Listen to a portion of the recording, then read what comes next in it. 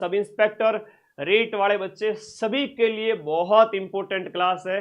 हो सके तो व्हाट्सएप स्टेटस पे लगा दो, सभी दोस्तों को शेयर हो जाएगी अपने आप ही, कहने की जरूरत ही नहीं पड़ेगी मुझे बार बार शेयर की। तो आ जाओ सभी साथी, शुरू करते हैं। सबसे पहले लिखिएगा, निम्न में से किस पुरास्थल की पहचान पुरातत्वविद टीएच हैंडले ने एक बौद्ध कस्बे के रूप में की है? कि भाई ये एक बौद्ध कस्बा हुआ करता था, ऐसा टीएच हैंडले ने कहा है। बताओ टीएच हैंडले ने किसको कहा है? ये सभ्यता हो जाती है नलियासर की सभ्यता। कौन सी है? नलियासर। और नलियासर आपके जयपुर के अंदर स्थित है। कहां पर है? नलियासर सभ्यता आपके जयपुर में। हालांकि बौद्ध के अवशेष यहाँ, बौद्ध कस्बे नहीं बल्कि बौद्ध मठ वगैरह है, वो बैराट से मिलते हैं। हम जिसकी बात करते हैं ना, ये बौद्ध मठ वगैरह है और मौर्य काल के अवशेष वगैरह, ये सब बैराट से मिलते हैं। लेकिन यहाँ क्या कहा जा रहा है कि एक बौद्ध कस्बा हुआ करता था, लोग यहाँ पर निवास करते थे। तो नलियासर की सभ्यता एक लौहयुगीन सभ्यता है। नलियासर की सभ्यता एक लौहयुगीन सभ्यता है जो कि आपकी जयपुर के अंदर स्थित है। कर्नल हैंडले और दयाराम साहनी, इनके साथ में हुआ करते थे आपके दयाराम साहनी, दोनों ने मिलकर के यहाँ पर उत्खनन कार्य किया है। और इसके बारे में और लिखिएगा, 105 कुषाण कालीन मुद्राएं मिली है यहाँ से। 105 कुषाण, जो आज से 2000 साल पहले की जो राजवंश है, कुषाण कालीन 105 कुषाण कालीन मुद्राएं मिली है। याद रखना आप सभी साथियों को। बूढ़ा पुष्कर की बात करें तो ये अजमेर में स्थित है। बूढ़ा पुष्कर कहां पर है? अजमेर में स्थित सभ्यता स्थल हो जाता है। ये इस तरीके से ऑपरेशन करते हुए मैं आगे बढ़ूंगा। पूरी क्लास के अंदर 500 से 600 प्रश्न है। 1 घंटे के अंदर मैं 40 से 50 क्वेश्चन व्याख्या सहित कराऊंगा ना, तब जाके 12 घंटे में 500 से ज्यादा क्वेश्चन कवर होंगे, है ना। एक एक क्वेश्चन लाया हूं सामने। डिटेल में करवाना है कि टिक लगा के आगे बढ़ना है? कमेंट बॉक्स में बता दो सभी साथी। है होता है कई बच्चों को चींटियां काटने लगती है, गुरुजी फटाफट करो। तो फटाफट वाले बच्चे क्लास छोड़ के जा सकते हैं, क्योंकि फटाफट तो होता भी नहीं है कभी कोई काम। फटाफट तो 2 मिनट की मैगी बनती है, उससे पेट खराब होता है ना। खिचड़ी दलिया बनाने में टाइम लगता है, राबड़ी में टाइम लगता है, पर लेकिन शरीर को गुणकारी होती है वो शरीर के लिए।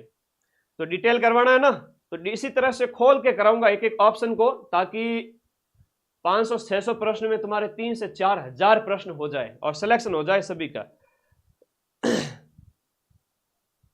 चलो धन्यवाद, आ जाओ आ जाओ।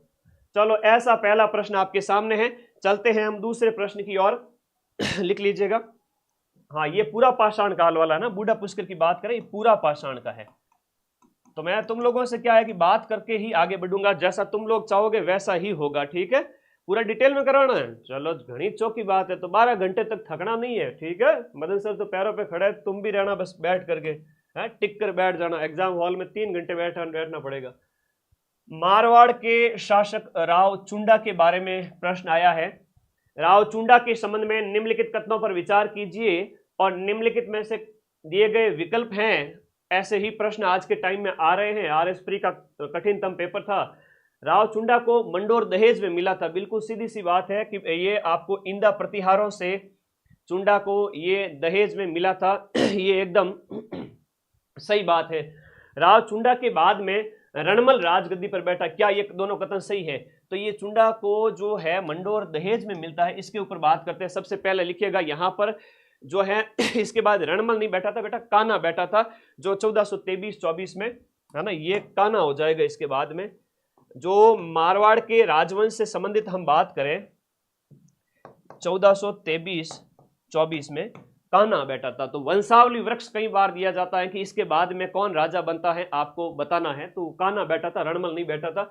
ये इंदा प्रतिहारों से इसको प्राप्त होता है। 1400 देखो, चुंडा के टाइम की बात करें, 1394 से लेकर के 1423 और 1390 के आसपास, उसी 1390 के दशक में इंदा प्रतिहारों की बेटी से शादी की थी। तो इंदा प्रतिहारों ने डायजे में दिया था कि भाई ले तेरे को मंडोर देते हैं। तो वही उस समय की बात है, आप लोगों को याद रखनी है। अब चुंडा के बारे में कई बार प्रश्न आते हैं कि चुंडासर तालाब है, चांद बावड़ी है और सामंत प्रथा है। ये प्रश्न कई बार एग्जाम में पूछे जाते हैं। जोधपुर के अंदर ये आपका चुंडासर तालाब बनवाया था। चुंडा ने क्या बनवाया था? चुंडासर तालाब बनाया था। और इसके साथ साथ सामंत प्रथा, मारवाड़ में सामंत प्रथा की शुरुआत किसने की थी? मारवाड़ में सामंत प्रथा का जनक कौन है?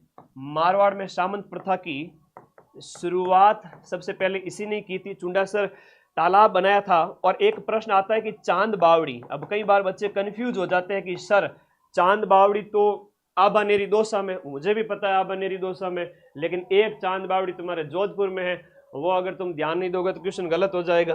तो चांद बावड़ी जो जोधपुर वाली है ना, ये चुंडा, ये आपके चुंडा के समय में ही बनी थी, आप लोगों को याद रखना है, मोस्ट इंपोर्टेंट। राव जैतसिरो छंद, ये एक ग्रंथ है जो कि आपके बीकानेर के शासक जैतसिंह ने निम्न में से किसको हराया था राव जैतसिरो छंद के अनुसार। तो राव जैतसिरो जो छंद है उसमें बिट्टू सुजा कहते हैं कि कामरान को हराया था। किसको हराया था? कामरान को हराया था। अब ये बिट्टू सुजा तो इसके क्या है, लेखक है इसके, ये आपको याद रखना है। और कामरान किसका भाई है? कामरान, असगरी, ये हिंदाल, ये सब हुमायूं के भाई हुआ करते थे। तो ये दोनों क्या थे? भाई थे। तो कामरान के साथ में क्या हो गई थी? लड़ाई हो गई थी। और बीकानेर के शासक हुआ करते थे जैतसिंह, इनके साथ में लड़ाई हुई थी। तो यहां पर ये आप लोगों को ये याद रखना है कि कामरान को हराया था, भटनेर किले पर आक्रमण किया था। ठीक है, इसने किस किले पर आक्रमण किया था? भटनेर पर आक्रमण किया था। अब कई बार नए नए प्रकार के प्रश्न पूछ लेती है आरपीएससी रजनीश बोर्ड।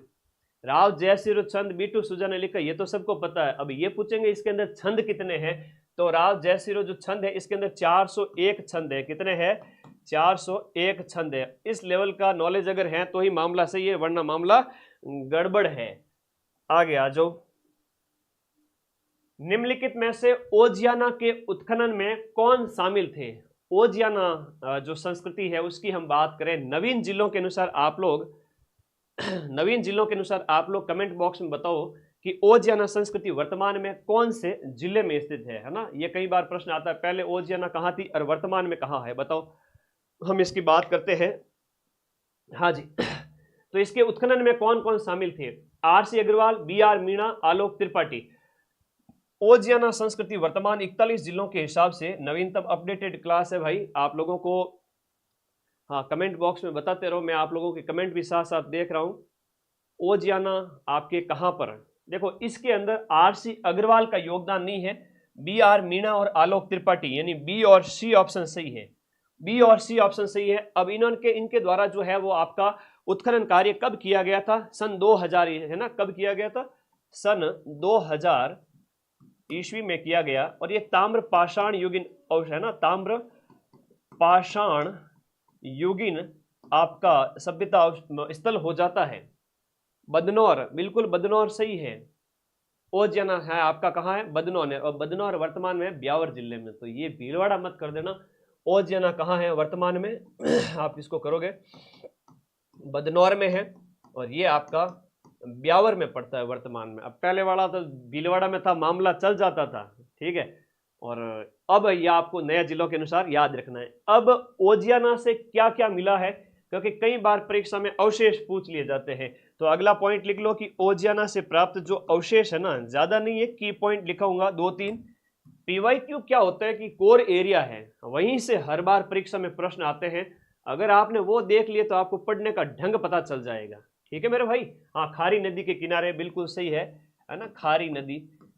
तो ये भी याद रखो। इसके साथ साथ अवशेष में लिखो टेराकोटा का बैल और तांबे की मूर्तियां मिली, विशेष रूप से तांबे की चूड़ी मिली, एक तो तांबे की चूड़ी। टेराकोटा आप सबको पता है, मोलेला गांव राजसमंद वर्तमान में फेमस है, लेकिन टेराकोटा होता है मिट्टी की मूर्तियां। तो टेराकोटा की मूर्तियां कहां से मिली राजस्थान में, ये प्रश्न एग्जाम में आता है।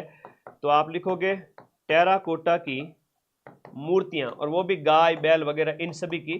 तो मिट्टी की मूर्तियां मिली है, तांबे की चूड़ी मिली है। 2000 में बीआर मीणा, आलोक त्रिपाठी, इनके द्वारा उत्खनन किया गया। चल मेरी डोल की डमाक डम। आगे देखो अगला प्रश्न, बिजोलिया किसान आंदोलन। बिजोलिया किसान आंदोलन के संबंध में नीचे दिए गए कथनों पर आपको विचार करना है, और एग्जाम में बिजोलिया हमेशा पूछा जाता है। हाँ जी।